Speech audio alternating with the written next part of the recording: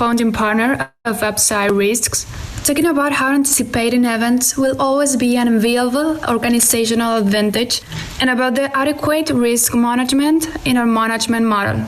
Let me introduce Lorenzo. His major fields of expertise are risk management and corporate finance. He's a founding partner of Upside Risks, a consulting firm, head and professor of the Risk Management Research Center and the Finance Department at IAE Business School in Buenos Aires. He has several years of experience in consulting, corporate finance, mergers and acquisitions, and capital markets. PhD in Finance, University of Texas at Austin, Executive MBA, IAE Business School, and BA, Universidad Católica Argentina. Welcome, Lorenzo.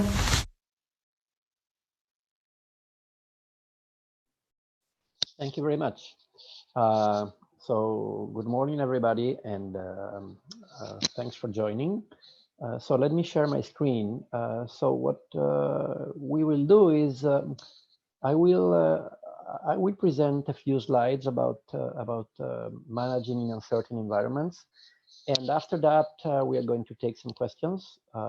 So if you have a question, just write it down in the Zoom chat, so we can discuss them in like 25 minutes or so.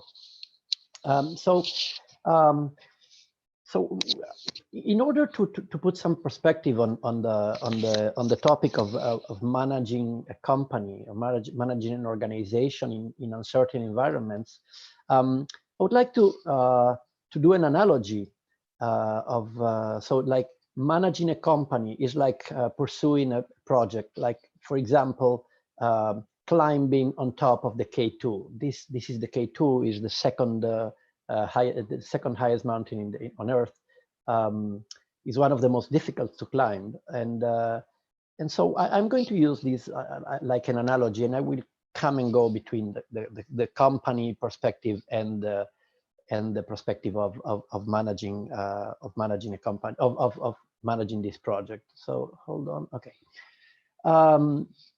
So in some sense, it's like we are the guy that's on the screen, and the next decision we take is probably going to shape our future hours. Okay, so this is probably a good analogy. So first thing we need to do is try to figure out which is our objective. So one might think, that being on top of the mountain is the main objective. But if you think about that, really the main objective is getting back to the base camp alive and kicking, right? So your objective is going on top of the mountain and then coming back alive. So in order to pursue this objective, you probably have some sort of planning or strategy. So you think, okay, on day one I need to reach this place. On day two I'm gonna have a sleepover in this other camp, and I'm gonna make the summit on a specific day before a certain hour, and then I will come back and I will be back by a certain day. So this is our plan. This is the objective. This is what we plan to do. Now, in reality, this plan might not be fulfilled because reality also plays a role. So how do we pursue this objective, taking into consideration that reality might change our original plan? So that's the main idea that I want to discuss here.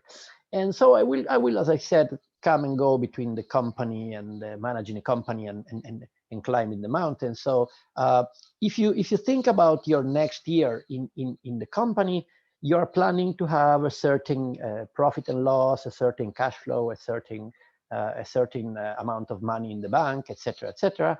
But then sometimes reality kicks in and change your plans. So, for example, FX has a different value than what you expected. Interest rates, inflation. So you might have some macroeconomic differences between your planned scenario and the reality. You also might have some other differences that are not macroeconomics, that are, for example, managing talent. You didn't really expect your top executive to leave the company, or some of your assistants to leave the company. And when this person leaves, some of the knowledge that's in this person's head might leave with the person. So you might lose a lot of important knowledge in the company, and that's probably not in your strategic planning. That's probably something that you didn't plan for. Then you might have some compliance events, some cyber risk issues, or some operational issues like accidents or fires, or some things that are outside your realm of control, like, for example, bridges that collapsed, like happened in Italy a couple of years ago, or even a virus that completely reshapes your competitive environment. Isn't that right? Isn't that happening today? So you might also have some climate issues. You might also have some political issues. So these are real images from real countries. This happened in a lot of countries. So like social instability, unions in the streets doing riots, etc., etc. You might also have some other type of geopolitical risks, like, for example, Brexit, or presidents that fight each other, and these fights affect your company or your strategy, for example. And then, if you think of it, we have a lot of changes going on in the world. So the world is changing fast. For example, people are getting older. The percentage of people above 65 has increased dramatically in the last 40 years. These people have completely different patterns of savings, of consumptions, and of demands from the state, for example. And so they cost a lot more than before. Okay, and then we have population pyramids that used to be like this, and now they are more something like this. Then we have Europe, that was a big player in the economic landscape, and now it's it's shrinking and shrinking. And we have Africa increasing, and we are struggling to understand Africa in some sense. So we have a lot of new stuff kicking in. We have a huge demographic move towards the cities. So we have a lot of the population going into the cities, and this is a worldwide trend. We have the new generations coming into the labor force, and this is something that is taking a lot of attention from scholars. And then we have a lot of technological changes, right? And these pictures are pretty much self-explaining. So I'm not going to discuss this in detail, but this is changing the world. This is changing the corporate world as we knew it like a couple of years ago.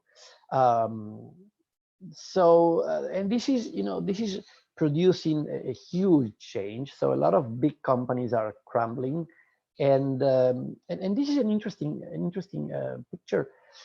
So this is a study called Constellation Study, Constellation Research. It was performed by Rai Wang from Wharton, and between 2000 and 2014, about half of the companies in Fortune 500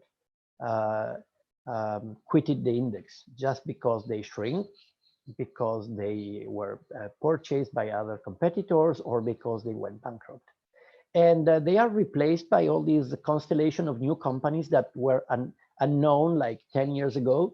And in some cases, we are still struggling to understand their business model, right? And but they are now the new economy. So all these changes all together are showing us the importance of uncertainty and risk and opportunities in the corporate world.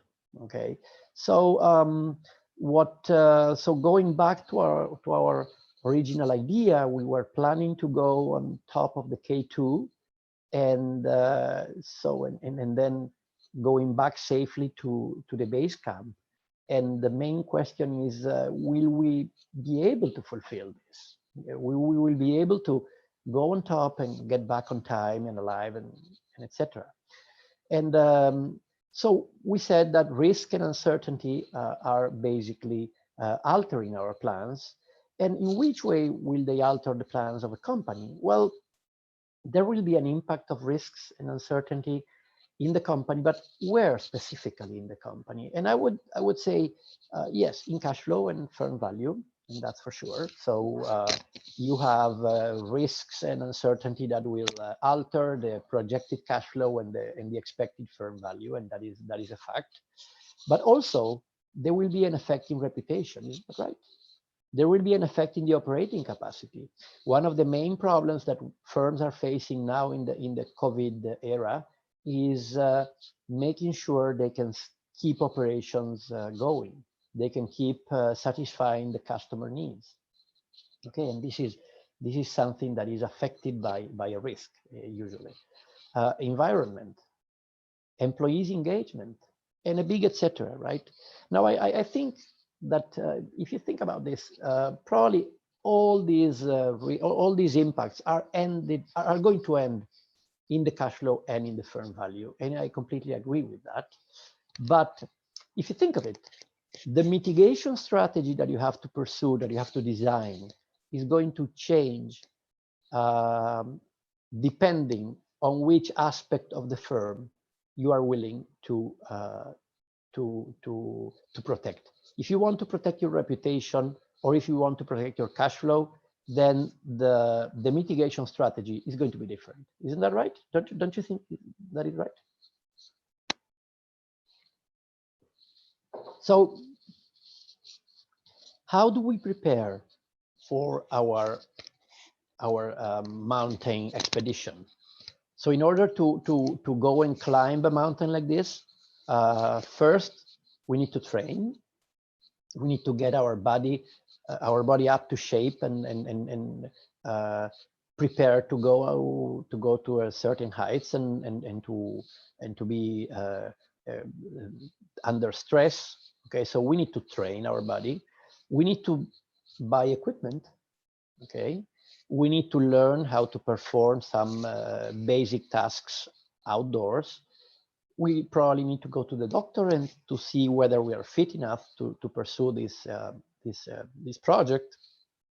And then we need to prepare ourselves for scenarios in which things don't happen as we thought they will, right?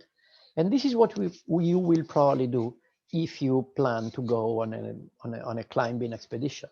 Now, my question is, do you do the same for your next year of company management?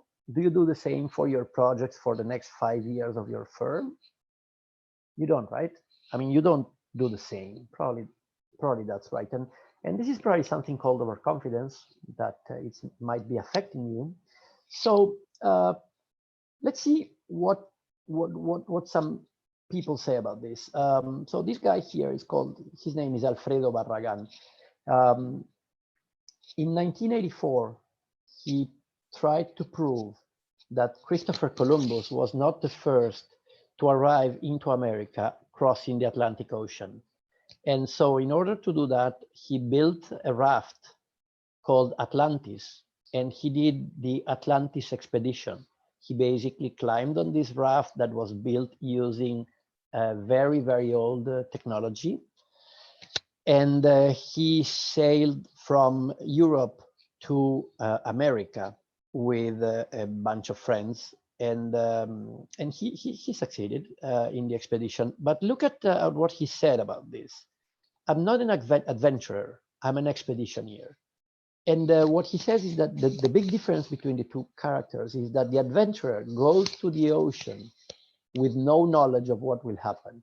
He will just, go out there and see what happens and try to solve the problems as soon as they happen. And the expeditioneer is somebody that ventures into the ocean already knowing what to expect, already knowing what the problems are going to be and being prepared for them. And this, I think, it's a very big difference, the difference between an adventurer and an expeditioneer. So if you think of it, all the professional guys in the mountains are expeditioneers. They are basically prepared to fulfill every single problem they might find. Okay. So there is another example of this. This is a guy called Facundo Arana. He's an Argentine singer. And when he was young, he had leukemia, and he was saved by a blood donation. So he wanted to make an international campaign in favor of giving blood. So he was trying to get on top of Everest for that. He was a pretty fit guy, and but he was not a professional climber. So he tried to do that, and he almost died in the expedition. So in 2016, he tried again, and I listened to his radio interview, and so the journalist was asking him, "But you're crazy! You already tried this, and you almost died," because he failed in 2012. And he said, "Yeah, but this time is going to be different. I hired a team of experts, and we made a list of all the risks, and for each risk, I have a solution. I have a plan." So this is actually risk management. And he changed from being an adventurer in the first attempt to being an expeditioneer in the second attempt. And the risk management team was basically helping him to fulfill his strategy. Most of the times we see risk managers in companies basically saying, "No, you cannot do this. This is too risky." And in this case, it was not a discussion about whether this is too risky or not. It was, is this the company strategy? Okay, if this is the company strategy, what do we have to do in order to fulfill this strategy, in order to be able to make sure we do it? Okay, and this is probably a good example of what modern risk management is. There is a very nice book by Peter Bernstein, and what he made against the gods. And what he says in this book is the word risk derives from the early Italian risicare, which means to dare. In this sense, risk is a choice rather than a fate. And this, I think, is a really important concept. Again, it's the difference between being an adventurer and an expeditioneer. Okay. So what do we have to do for this? First thing is identify risks. So how do we identify risks? We need to see the full picture. We need to see the picture from above. We need to have a good perspective of the big picture. But sometimes we need to go down and see details. Okay. So we need to both looking at the big picture, but also looking into the details. And we also need to have a team and look at it being able to see every problem with different perspectives.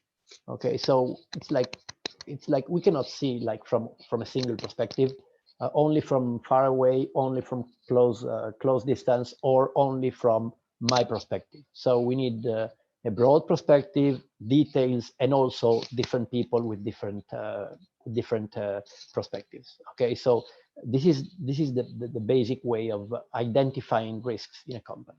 Let me show you a couple of studies that have been done by late 2019 about which were the main risks for 2020. The first one is one made by Allianz, the German insurance company.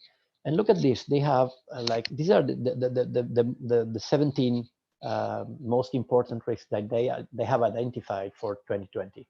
Cyber incidents, business interruption like supply chain, changes in legislation, natural catastrophes, market developments, fires and explosions, climate change, loss of reputation and brand value, new technologies, macroeconomic developments, political risk, shortage of skilled workforce. Look, that's an interesting one. Critical infrastructure blackouts, product recalls, compliance issues, environmental risks. And look at this one, health issues like pandemic outbreaks. This was already published like at the end of last year, and most of the companies probably didn't see this. Most of the most of the governments didn't see this, and this is like scary, right? Then there is another study by the World Economic Forum, and it's published in late 2019, and they basically separate risks in likelihood and impact. So again, look at the risks with higher likelihood.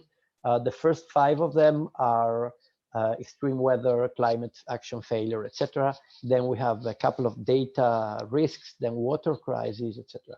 Now look at the impact. Look at the number 10 risk in impact, infectious diseases. So again, this risk was there even in the World Economic Forum study. And then I'm showing you another study that it's called the World Preparedness Monitoring Board. And this study is published by 2019, as you can see there. And if you look at the second page, they are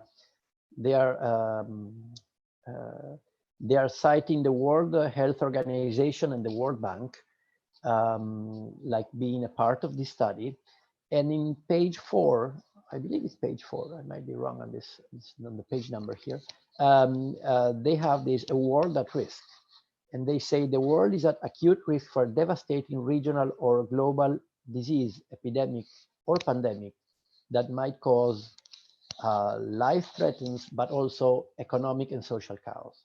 Look at this, and this was published September 2019.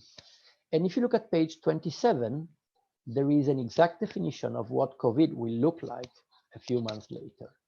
So again, I'm not claiming that every single company in the world should be aware of this, but there were a lot of signs out there, and the World Health Organization should have known this because they already knew this, and most governments should have be better prepared than this. Okay, so let's go back to our risk management stuff. And once we have identified the risks, next important thing is define them. So in order to define the risk, so if we say like cyber risk, what is cyber risk? To be blocked, operations blocked, or they steal money, they steal information. So we need to define the risk in order to be in a better position to manage it. Then we need to measure risk. How do we measure risk? I like to do it in what it's called the heat map. The heat map has impact and probability. And so when you look at the heat map, you see all the dots. Each dot is, I'm sorry, there is a plane.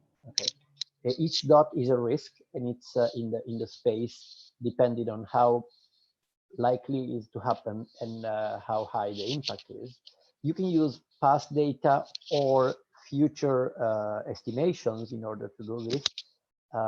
You need quantitative but also qualitative analysis in order to measure risks. Okay, and I'm going quite fast on this because of time constraints. Then a very important thing we need to do is to understand the determinants of risk. So the risk is that the cup will fall on the table and the coffee will be spilled. Okay, the cup will not fall just because. The cup will fall because of some issues. So what we need to identify is what will drop this cup and the coffee on the table. Okay, so we need to identify the determinants of the risks. Okay, so and this is a very important thing because identifying and following these determinants of risk, you will get to a risk before they happen. Okay, that's a very important anticipation issue. And the last thing we need to consider is mitigation strategies. How do we mitigate a risk? Well, basically, we need to decrease the impact or decrease the probability of occurrence, or both. In order to do this, we have 3 big strategies. So operational hedging, insurance policies, or derivatives. A nice example of each. So operational hedging is what happened with the South Korea government. They had this drill on what will happen if a pandemic strike the country from somebody coming back from China, and they had this drill by mid-December last year. And it's not so it's not strange that South Korea was one of the countries in which the COVID had one of the lowest impacts. Insurance contracts. The nice example here is the Wimbledon tennis tournament. They had an insurance for the suspension of the tournament, and so they got a price of 114 million euros this year because they couldn't be able to do the tournament. And then derivatives are contracts in the financial markets that allow people to transfer risks to somebody who is willing to fulfill them for them. Okay, so these are the main risk hedging strategies. So what is the so just to summarize: identify risks, define them, measure them, then identify the determinants, design hedging strategies, and then write the risk management policies. I have a couple of friends in companies that have risk management models, and some of them had their risk management models in place, and some of them even had a pandemic outbreak in one of their risks, but they didn't have a hedging strategy in place. So it was pretty much the same of not having the risk in the risk map. Okay, so this is the risk map. It looks like a big Excel spreadsheet. You can use a dedicated software. You can also do it using Excel. It's not a big deal. This is the heat map in which you can measure all the risks. So the technological issues for these are quite simple. And let me give you a couple of final thoughts about this. One is, consider that there is no risk. There is no company without risk. I mean, a company is so risk is embedded in the company. If you are doing business, they will come with risk. Okay. And a firm generates value because of its capacity to assume the right risks. So if you are able to assume the right risks, you generate value for your stakeholders as a reward for that risk that you're assuming. And every business has its own risks, and they need to be understood and managed. Risk management is everybody's responsibility, not only risk managers. So in several companies, you see a risk manager whose job is the company doesn't have to have any risk. And if you have that, basically, you are not going to have any business as well. So the company is going to go to a halt, to a block. So companies need to create a risk management culture across the whole organization. So the whole organization needs to be thinking in terms of risks and opportunities and how to manage them.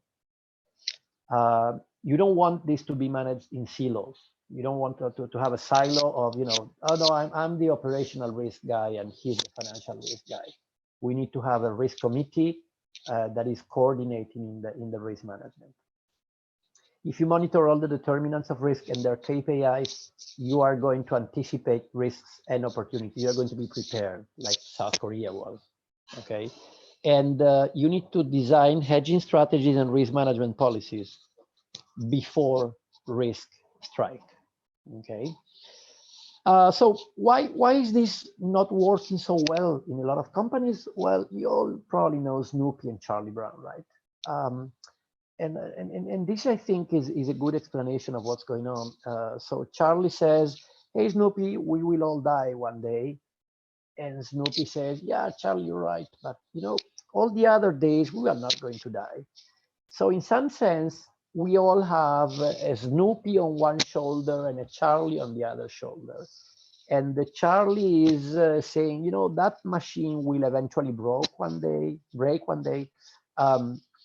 That client is not going to pay us back one day, or, that problem might happen one day, or that opportunity will become a good opportunity one day. And then you have the Snoopy on the other shoulder saying, hey, don't worry. I mean, it's not going to happen today. So just live, live your life and be calm. It's all okay. Okay. So in some sense, what I'm asking you is, shouldn't you consider to listen to Charlie Brown a little bit more than you're listening to your Snoopy? So that's probably my last thought about this. So this is pretty much what I wanted to share with you, and I will be more than happy to take some questions if you have some. And if you cannot think of a question now, or we have run out of time, there is no problem. You can email me, and or you can send me like a tweet or something, and we can discuss them later with no problem. Okay, so I'm gonna stop now and see whether you have any questions about this.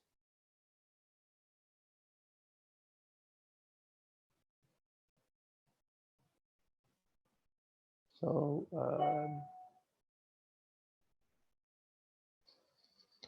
what has changed in the risk management thinking after COVID-19? So this is the first question I'm reading here. So Carlos, I think this question,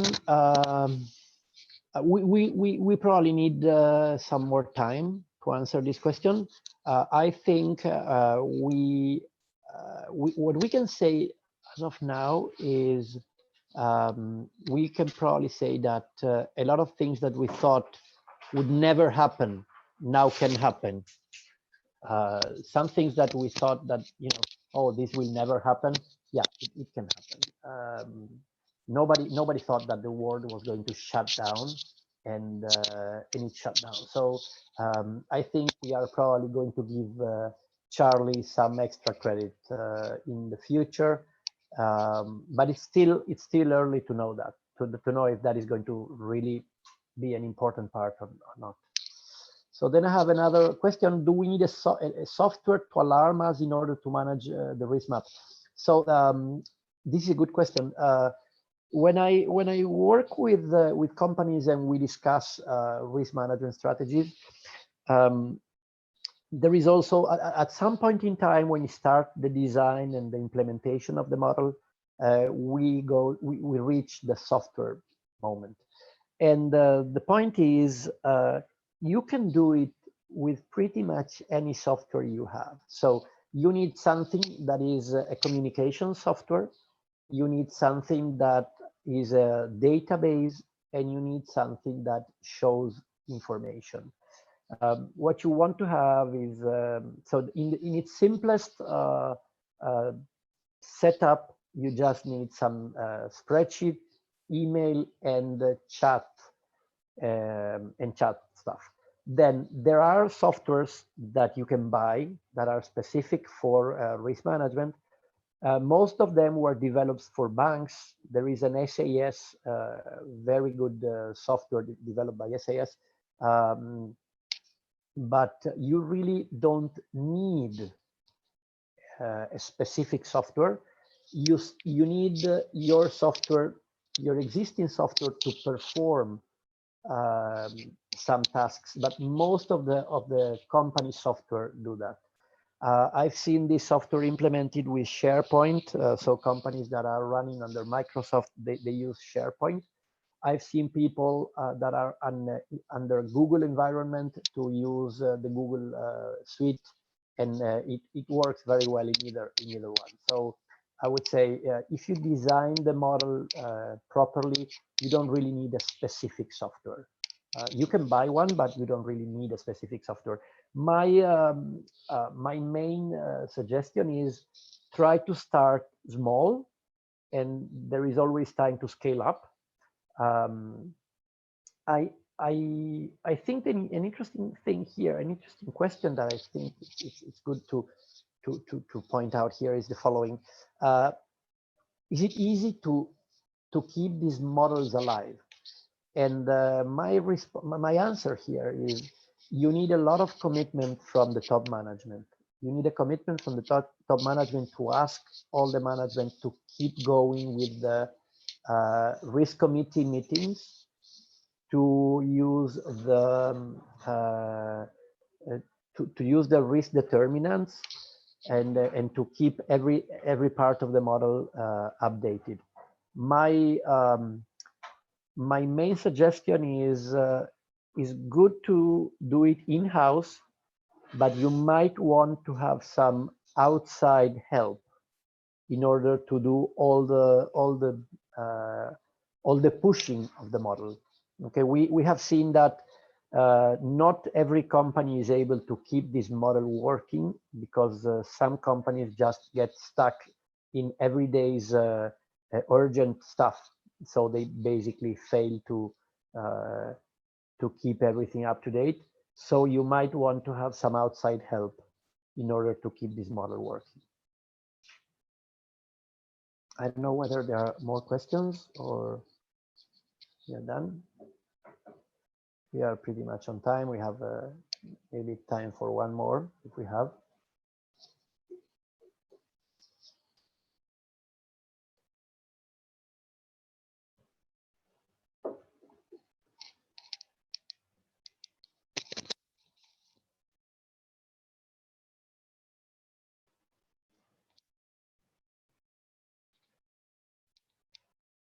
It looks like we are done. So thank you very much for joining. And okay, there is another question here. In your experience, what what will be the time needed for implementation? Okay, this depends on how committed management is, but we have implemented risk management models in a month or two. Depending on the experience of the person who is doing this implementation, it might take longer. But if you have this model well prepared, you can do this in a month or two. The last model we implemented, it was a month and a few days. So you can do it pretty much fast.